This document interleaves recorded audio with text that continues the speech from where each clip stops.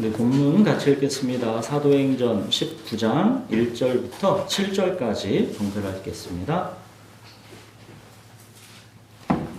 아볼로가 고린도에 있을 때 바울이 윗지방으로 다녀 에베소에 와서 어떤 제자들을 만나 이르되 너희가 믿을 때에 성령을 받았느냐? 이르되 아니라 우리는 성령이 계심도 듣지 못하였노라. 바울이 이르되 그러면 너희가 무슨 침례를 받았느냐? 대답하되 요한의 침례니라. 바울이 이르되 요한이 회개의 침례를 베푸며 백성에게 말하되 내 뒤에 오시는 이를 믿으라 하셨으니 이는 곧 예수라 하거늘. 그들이 듣고 주 예수의 이름으로 침례를 받으니 바울이 그들에게 안수하매 성령이 그들에게 임하심으로 방언도 하고 예언도 하니 모두 12사람쯤 되니라. 아볼로가 이 에베소에서 이 브리스길라와 아굴라 부부를 만나서 성령의 눈을 뜨게 되었죠. 그리고 이제 아볼로는 이제 바울이 없는 고린도로 가 있습니다. 그리고 이제 아볼로가 떠나고 없는 이 에베소에는 이제는 드디어 이제 바울이 왔습니다. 자, 이제 1절 보시면 바울이 에베소에 와서 어떤 제자들을 만났다 그러죠. 이 제자들은 어떤 경로를 통해서인지는 모르지만 기독교의 호감을 갖고 믿음의 길로 따르겠다고 결심한 사람들로 보입니다. 이 제자들을 만나서 바울이 대뜸 이렇게 묻습니다. 2절 보십시오.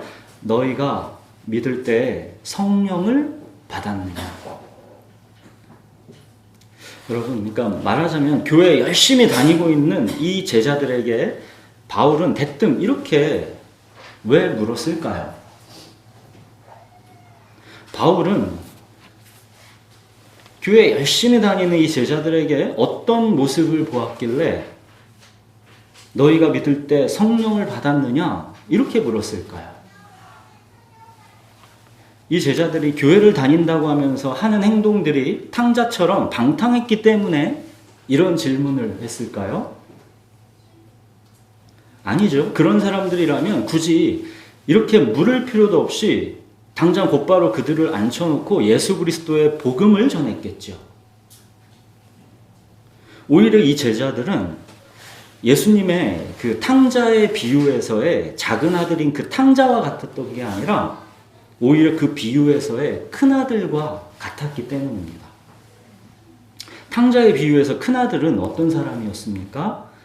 큰아들은 아버지를 섬겨서 명령을 어긴 적이 없지만 아버지의 집에서 즐거웠던 적이 없죠.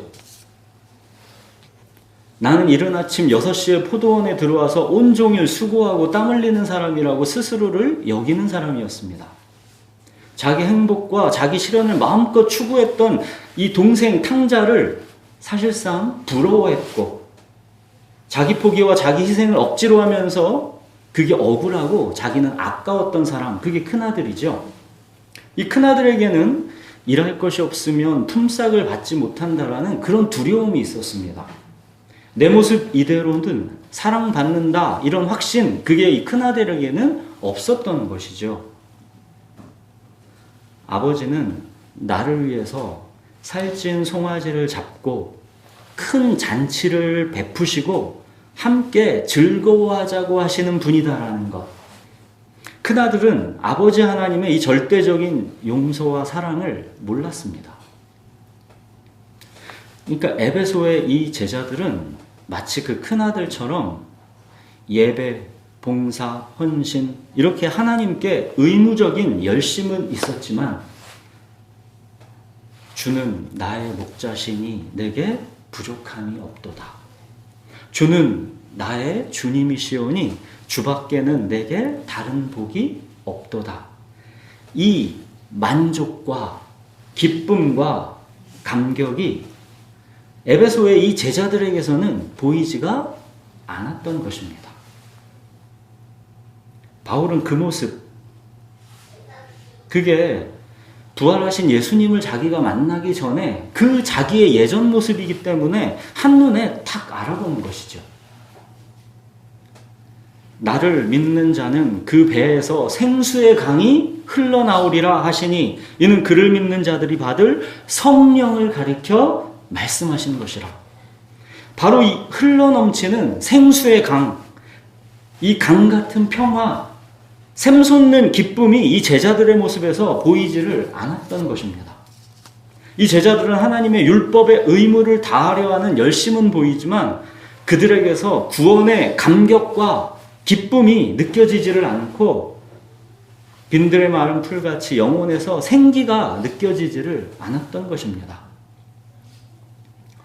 그들은 예수 그리스도에 대한 지식은 있었는지 몰라도 예수 그리스도의 십자가와 부활이 근본적으로 뭘 바꿔놓았는지, 왜 새 창조라고 하는지, 왜 그리스도인을 새로운 피조물이라고 하는지, 즉 그들은 아직 성령을 잘 모르고 있는 것처럼 보였던 겁니다. 만약 그들 안에 성령이 계시다면 바울은 자기 안에 계신 성령과 서로 교통함이 느껴졌을 텐데 그 성령의 교통함이 그들과 느껴지지를 않았던 것입니다. 그래서 바울은 그들에게 돌직구로 묻는 겁니다. 너희가 믿을 때에 성령을 받았느냐? 자, 여러분, 만약 이런 질문을 여러분이 받으신다면 기분이 어떻겠습니까? 이 사람이 나를 뭘로 보고, 내가 그래도 교회 다니게 몇 년인데, 내가 그래도 교회 집사인데, 내가 11조와 교회 봉사를 얼마나 열심히 하는데 그런 나에게 이런 걸 묻는가 하면서 반감을 가질 수도 있는 거죠. 당신은 구원받았습니까? 당신은 성령 받았습니까? 이런 질문에 괜히 방어적이 되고 기분이 나쁠 수가 있는 것입니다. 바울이 이런 질문에 사람들이 기분 나빠할 거를 몰랐겠습니까?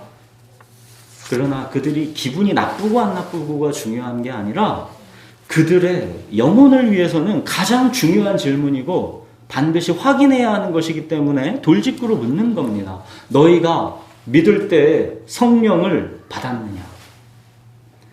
바울의 이 질문에 이 제자들은 자기들은 성령이 계시다는 것도 들어보지 못했다 그럽니다. 이 제자들은 매우 정직하고 무엇보다 들을 귀가 있는 사람들입니다. 성령을 받고 싶어하는 갈급함이 이 제자들에게 있던 것입니다. 많은 사람들은 너희가 믿을 때 성령을 받았느냐? 이런 질문에 진지하게 자기의 영적 상태를 돌아보지 않고 그냥 애써 무시하려고 하는 경향이 있습니다. 생각해 보기가 싫은 겁니다. 어찌 보면 불안하고 두려워서 회피하고 싶은 것일 수 있습니다. 이게 다만 지식의 영역이면 내가 그거 안다 이렇게 대답할 수가 있는데 성령은 내 지식과 감정과 의지가 전 인격적으로 결합된 이 체험의 영역이다 보니까 이 체험이 없으면 대답할 수가 없는 겁니다. 내가 이렇게 오래도록 교회를 다니고 있는데 당연히 구원은 받았겠지. 당연히 성령이 내 안에 계시겠지. 이렇게 그냥 종교적 지식으로 구원의 자기 확신을 갖고 종교 따로 내 삶 따로 이렇게 성령 체험이 없는 종교 생활을 계속 이어가는 것입니다. 구원의 지식을 인정해서 천국 티켓을 딱 확보해 놓고 막연하지만 하나님이 나를 보호해 주시는 느낌도 있고 이젠 그 천국행 티켓 주머니 어딘가에 보관하고 내 삶은 약간의 종교적 의무를 하면서 문제가 없다라고 그렇게 잘 살아가고 있는데 왜 괜히 마음 불편하게 티켓 있는지를 확인하려 드느냐 하는 것입니다. 예수 그리스도라는 보화를 발견한 기쁨도 그 보화가 묻힌 밭을 사고자 하는 열정도 없는데 나는 천국행 티켓을 확보해뒀으니 별 문제가 없다라고 여기는 것입니다. 여러분, 오랜 세월 교회를 다니면서도 많은 사람들이 이럴 수가 있습니다. 밭에 감추인 보화를 발견하게 된 기쁨과 하나님 나라 백성으로 살아가고자 하는 뜨거운 열정도 없이 그냥 종교적 지식에 의한 자기의 구원의 이 자기 확신, 이거를 무슨 천국 보험처럼 소지하고 그걸로 스스로 안심하려고 하는 것이죠. 그냥 적당히 예배 참석, 교회 봉사 이런 걸로 보험료 내면 된다라고 여기는 겁니다. 예수님은 분명히 그러셨죠. 나더러 주여 주여 하는 자마다 다 천국에 들어갈 것이 아니다. 침례 요한도 그랬죠. 너희가 아브라함의 자손이니까 자동적으로 당연히 하나님 백성일 거라고 착각하지 마라. 예수님도 침례 요한도 말하고자 하는 핵심이 뭡니까? 교회 다닌다고 다 천국 들어가는 게 아니다라는 경고입니다. 삶을 돌이켜 회개하지 않은 채로 종교적 지식에 의한 구원의 자기 확신으로 스스로 안심한 채 살아가지 말라는 경고입니다. 삶을 하나님께로 돌이키는 이 회개가 없는 구원은 없다라는 경고입니다. 종교적 지식에 의한 자기의 이 구원의 자기 확신으로 스스로 안심하는 것보다는 차라리 오히려 내가 정말 구원받은 게 맞나? 내 안에 정말 성령이 계신 것이 맞나? 이렇게 돌다리를 두드려보고 다시 복음 앞에 서는 것이 안전하고 바람직한 것입니다. 여러분, 구원에 대한 근거 없는 자기 확신, 근거 없는 낙관주의는 매우 위험합니다. 계속 자기를 살피고 시험하는 것이 건강합니다. 자기 안에 성령께서 주시는 확신이 충만해야 그게 구원의 확신인 것이지, 내가 구원의 지식을 근거로 자기 확신하는 것을 구원의 확신이라고 하는 게 아닙니다. 구원의 확신은 내가 임의로 갖는 게 아니라 성령께서 그 확신을 내게 주시는 것입니다. 그렇게 내 안에 성령이 계신지 자신을 시험하고 확증하는 것, 이게 아주 중요한 겁니다. 바울이 고린도 후서에서 그렇죠. 너희는 믿음 안에 있는가? 너희 자신을 시험하고 너희 자신을 확증하라. 예수 그리스도께서 너희 안에 계신 줄을 너희가 스스로 알지 못하느냐? 그렇지 않으면 너희는 버림받은 자니라. 그러니까 하나님의 영, 예수 그리스도의 영, 성령께서 내 안에 계신 것을 우리가 스스로 알고 느낄 수가 있어야 그게 정상적인 그리스도인인 것입니다. 여러분, 내 안에 생수의 강이 흘러넘치는데 그걸 어찌 모르고 못 느끼겠습니까?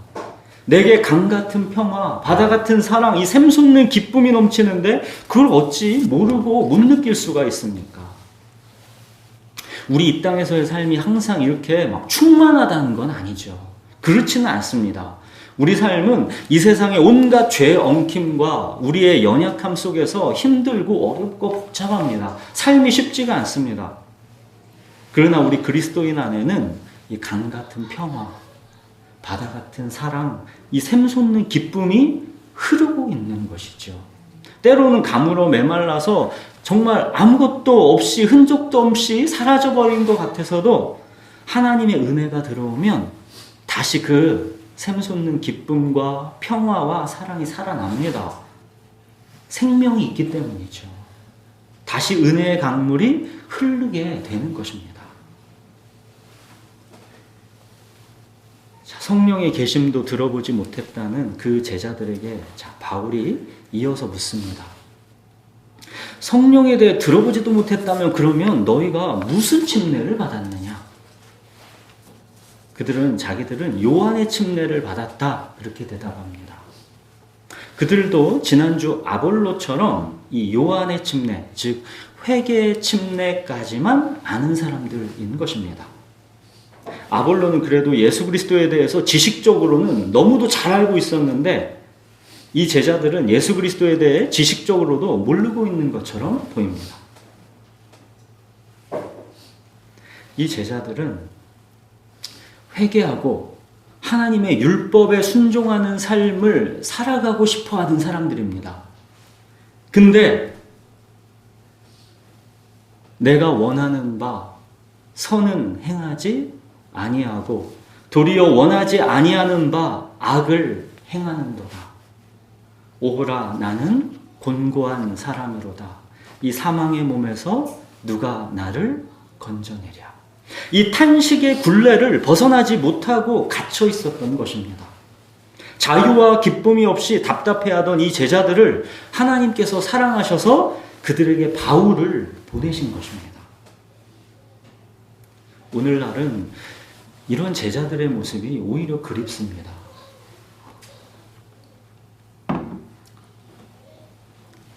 내가 원하는 바 선은 행하지 아니하고 도리어 원하지 아니하는 바 악은 행하는도다. 오호라 나는 곤고한 사람이로다. 이 사망의 몸에서 누가 나를 건져내랴. 이 깊은 탄식이 오늘날은 잘 보이지를 않습니다. 인스턴트 구원 지식. 이 지식으로 구원의 자기 확신만 있고 회개와 탄식은 없는 그런 시대입니다. 자기 중심성에 절망하고 탄식하는 회개, 이 회개가 오늘날은 잘 보이지를 않습니다. 병든 자가 아니니까 의원이신 예수님이 필요 없습니다. 목소리로는 예수님을 불러도 사실상 그 마음으로 예수님을 필요로 하지 않습니다. 자기를 죽을 수밖에 없는 죄인으로 여기지 않기 때문에 십자가에 못 박히신 예수님이 필요 없는 겁니다. 죄에 대한 절망과 탄식이 없으니까 십자가 복음의 자유와 기쁨도 없습니다.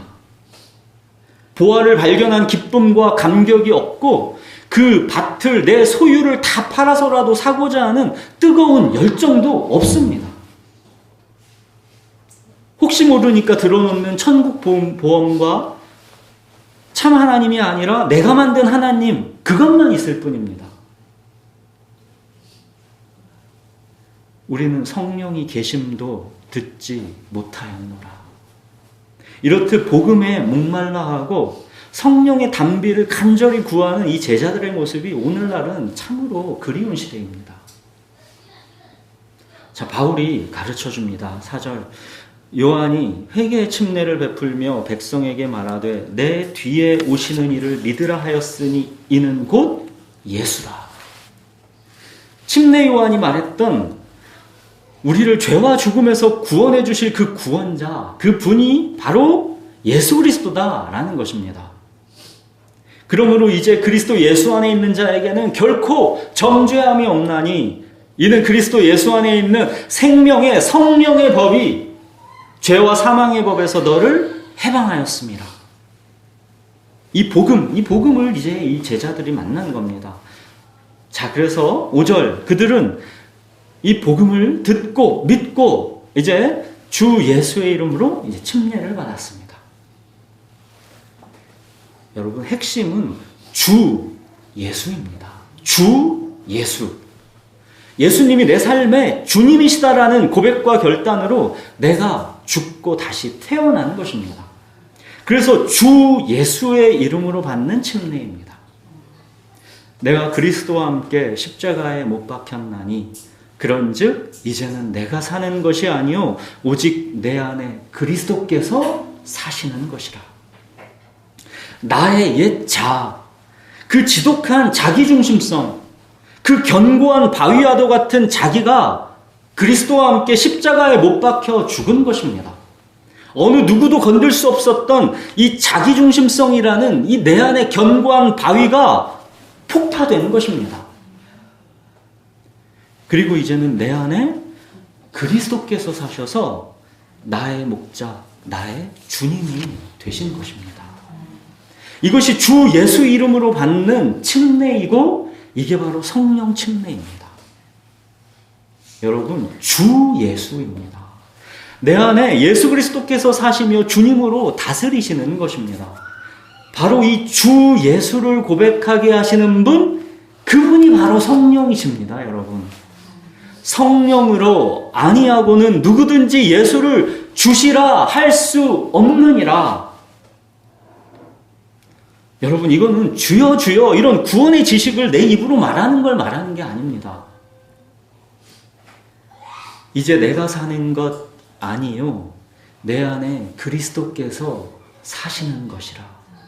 이렇게 예수님이 나의 주님이심에 대한 내 마음, 나의 이 카르디아에서의 고백이 있는 것, 이걸 말하는 것이죠. 마음이라는 단어가 생명의 중심과 원천을 뜻하는 카르디아라고 했죠. 바로 이 나의 생명의 중심과 원천인 이 카르디아, 나의 이 마음으로부터 예수님이 나의 목자, 나의 주님이십니다 라는 이 고백이 흘러나오게 하시는 분, 그분이 바로 성령이시고 이게 바로 성령의 역사입니다. 그래서 성령으로 아니하고는 누구든지 예수를 주시라 할 수 없다. 그러는 겁니다. 여러분, 이렇듯 우리가 예수 그리스도를 나의 주님으로 고백하는 것, 이제 내가 사는 것 아니요 내 안에 그리스도께서 사시는 것이라, 이렇게 고백하는 것은 성령이 우리 안에 계시다라는 명확한 증거입니다. 여러분, 이거는 성령이 우리 안에 계시기 때문에 고백할 수가 있는 겁니다. 자, 이제 6절. 바울이 그들에게 이제 안수했을 때 성령이 그들에게 임했습니다. 그랬더니 그들은 방언하는 사람도 있고 예언하는 사람도 있었습니다. 방언과 예언은 성령이 나타나는 걸 보여주는 대표적인 성령의 은사이죠. 이 여러 가지 성령의 은사에 대해 궁금하신 분들은 고린도전서 12장부터 14장까지 이 3장에 걸쳐서 이 성령의 은사를 자세하게 설명해 주고 있습니다. 성령의 나타나심, 그 여러 가지 성령의 은사에 대해서 바울이 아주 자세하게 설명해 줬습니다. 그걸 이제 참고하시면 되는 것이고, 지금 이 장면에서는 대표적인 그 성령의 은사인 방언과 예언이 나타났습니다. 오늘날도 많은 사람들이 방언을 하지요. 참고로 저는 방언의 은사를 받지는 못했지만 방언을 하게 되면 자기 자신의 신앙에 매우 유익합니다. 성령이 내 안에 계시다라는 확신이 자기 자신에게서 분명하게 느껴지게 되는 것이죠. 그리고 믿음이 없거나 약한 사람도 누군가 방언하는 사람을 보게 되면 아, 정말로 성령이 계시구나. 그 신비한 체험 속에서 자기가 간접적으로 체험하기 때문에 그 사람에게도 유익하게 되는 것입니다. 저는 방언의 은사를 받지 못했지만 저는 여러분들 중에 많은 분들이 방언의 은사를 받았으면 좋겠습니다. 그래서 여러분들의 기도가 더욱 깊어지고 성령이 여러분 안에 계시다라는 걸 확신하는데 도움을 받으실 수 있으면 좋겠습니다. 자, 그 다음 또 성령이 임할 때 나타나는 대표적인 은사가 예언입니다. 성경에서 말하는 이 예언은 무당이 미래를 점치는 것처럼 그렇게 미래 점치는 거 그런 게 아니라 했죠. 예언이라고 할 때 이건 한자로 미리 예자를 쓰지 않습니다. 맡을 예자를 씁니다. 그러니까 일기예보할 때의 그 예자가 아니라 예금할 때의 예자입니다. 즉 성경에서 예언은 말씀을 맡아서 대언한다라는 뜻입니다. 그래서 이제 예언이라고 번역하는 것보다는 대언이라고 번역하는 게 사실 더 맞는 표현입니다. 그래서 킹제임스 버전 이 한글 성경은 예언이라는 단어를 전부 다 대언이라고 그렇게 번역을 했습니다. 하나님의 말씀을 맡아 대언하는 것, 이게 성령의 은사로 주어지는 예언입니다. 여러분, 지금 이때는 신약 성경이 없던 때입니다. 그렇기 때문에 하나님의 말씀을 성령께서 사람들을 통해 대언하게 해주셨던 겁니다. 하나님의 말씀을 받은 사람들은 그 말씀으로 이 지체들의 삶의 과거를 말씀으로 해석해주고 현재를 분별해주고 미래를 예측해주는 그런 도움을 주었던 겁니다. 이게 예언입니다. 생각해 보십시오. 신약 성경이 없던 이때 예배에서 설교한다고 했을 때 설교자는 어떤 하나님의 말씀을 선포하겠습니까? 성령께서 하나님의 말씀을 설교자에게 주셔서 대언하게 하시는 것입니다. 그게 예언입니다. 하나님께서 맡기신 말씀을 대언하는 것이죠. 여러분, 우리에게는 더 확실한 예언, 그게 뭡니까? 이게 기록된 말씀, 성경입니다. 이 기록된 말씀, 성경이 있다라는 것, 그리고 이 말씀을 깨닫고 믿을 수 있도록 성령이 우리 안에 계시다는 것, 이게 엄청난 기적이다라는 거, 이걸 아셔야 합니다. 엠마오로 가던 두 제자의 고백이 있었죠. 그죠? 엠마오로 가던 길에서 우리에게 말씀하시고 우리에게 성경을 풀어주실 때 이 엠마오 두 제자가 뭐랬습니까? 우리 속에서 마음이 뜨겁지 아니하더냐. 여러분, 우리에게 성경 말씀을 풀어주시고 그 말씀에서 마음이 막 뜨겁게 불타오르게 하시는 분, 그래서 상식이 아니라 믿음으로 우리가 말씀대로 살아갈 수 있게 해주시는 분, 그분이 성령이십니다. 여러분, 말씀은 저와 같이 지극히 이성적이고 차분한 사람도 마음을 막 뜨겁게 막 불타오르게 합니다. 말씀에는 성령이 역사하시기 때문입니다. 믿음이 말씀에서 생겨난다라고 하는 이유는 그게 오직 성령의 역사이기 때문인 겁니다. 자, 이렇듯 성령이 임했을 때 이제 대표적인 성령의 은사로 방언과 예언이 이 제자들에게 나타났습니다. 여러분, 이거는 방언과 예언, 이런 특별한 어떤 은사가 나타나야 그게 내게 성령이 임했다라는 걸 말하는 게 아니라 모든 그리스도인 안에는 성령이 계시다라는 것을 말씀하시는 겁니다. 너희가 믿을 때 성령을 받았느냐? 이렇듯 믿을 때 우리는 성령을 받게 된다라는 것, 이거 말씀하는 겁니다. 사랑하는 여러분, 내 안에 예수 그리스도께서 계시다라는 것, 즉 성령이 내 안에 계시다라는 것, 이거를 우리가 스스로 알 수가 있는 것이고 또 당연히 알아야 하는 겁니다. 로마서에서 그러죠. 누구든지 그리스도의 영이 없으면 그리스도의 사람이 아니라, 그러죠. 그러니까 뭐예요? 모든 그리스도인은 성령을 받습니다. 그리스도의 영, 성령을 받지 않으면 그리스도인이 아닙니다. 자, 여러분, 성령은 착각합니다. 사람들이 착각하지 말아야 되는 게, 이 성령은 사람이라면 누구에게나 있는 내면의 어떤 기운, 내면의 어떤 에너지, 내면의 어떤 영성, 그런 거 말하는 게 아닙니다. 성령은. 여러분, 하나님의 영, 그리스도의 영, 이 성령은 모든 사람 안에 있는 게 아닙니다. 이 성령은 외부에서 오직 그리스도인의 내부로 들어오시는 겁니다. 성령은 오직 그리스도인 안에만 있는 겁니다.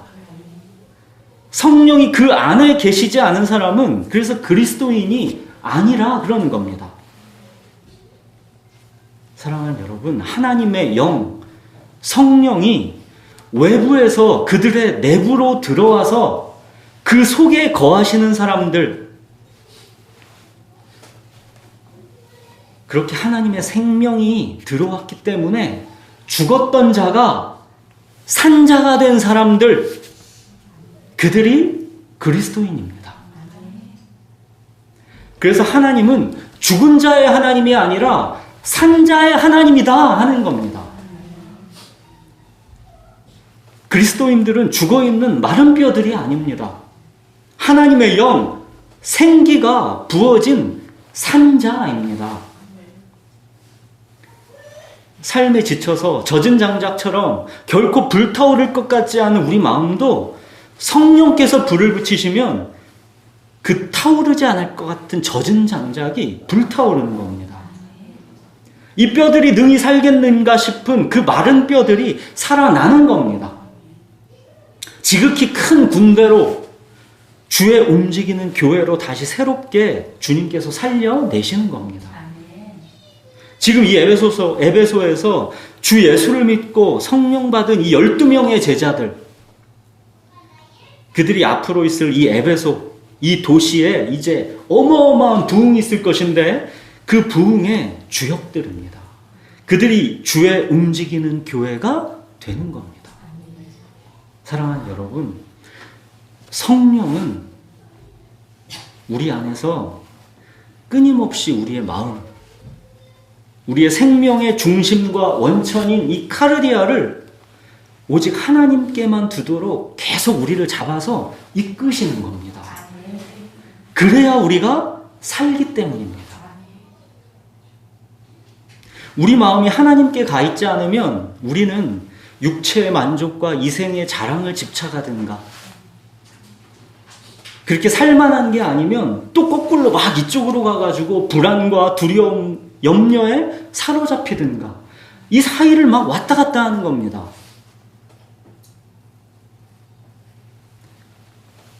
완전히 이 세상 거에 그냥 푹 쩔어가지고 젖은 장작처럼 그렇게 되어 있는 것이죠.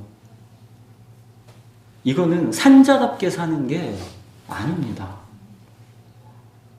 지금 예배 드리는 이 시간에도 성령은 젖은 장작도 불타오르게 하시면서 우리 마음을 하나님께로 이끄시는 겁니다. 계속 우리의 마음, 우리 카르디아가 세상에 가 있는 거를 다시 주님께로 이끄시는 겁니다. 다시 성령께서 말씀으로 우리의 이 마음을 불태우시는 겁니다. 하나님을 향하게 하시는 겁니다. 산자답게 살게 하시는 겁니다. 그래서 주는 나의 목자시니 내게 부족함이 없도다. 주는 나의 주님이시오니 주밖에는 내게 다른 복이 없도다. 너희는 내 백성이고 나는 너희의 하나님이다. 이 하나님 나라가 실제적으로 우리 삶에서 사라지게 해주시는 겁니다. 그게 성령이십니다. 사랑하는 여러분, 나를 믿는 자는 그 배에서 생수의 강이 흘러나오리라. 바로 이 성령, 이 생수의 강, 이 강 같은 평화와 샘솟는 기쁨이 저와 여러분 모두에게 흘러 넘치기를 축복합니다. 네, 기도하겠습니다.